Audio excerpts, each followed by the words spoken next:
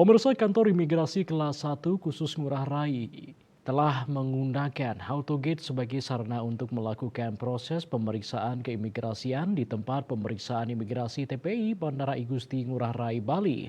Dengan AutoGate, pemeriksaan bisa cepat, hanya perlu waktu 15 hingga 20 detik. Yang ada di Ngurah Rai, Bali, juga memberikan manfaat bagi kita semua.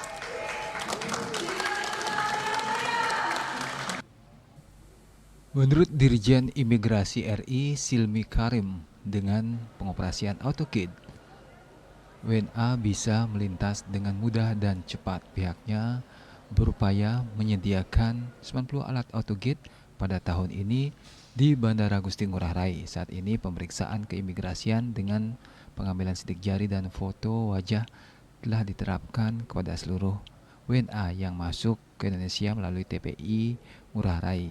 Uji biometrik pencocokan wajah efektif dan efisien sehingga bisa mempercepat proses pemeriksaan. Pengadaan perangkat AutoGate di TPI Ngurah Rai merupakan satu bentuk kerjasama yang terjalin antara pihak kantor imigrasi kelas 1 khusus Ngurah Rai dengan PT Angkasa Pura I yang bertujuan untuk meningkatkan pelayanan terhadap masyarakat. Pemeriksaan manual akan dikurangi hanya pada WNA yang bermasalah pada AutoGate. Warga negara asing bisa melintas dengan mudah ya, dan cepat. Ya. Nah ini hal yang tentunya akan kita lanjutkan dengan tahap 2 dalam waktu dekat, sehingga total itu ada 80 sampai 90 yang akan dilaksanakan di tahun ini juga.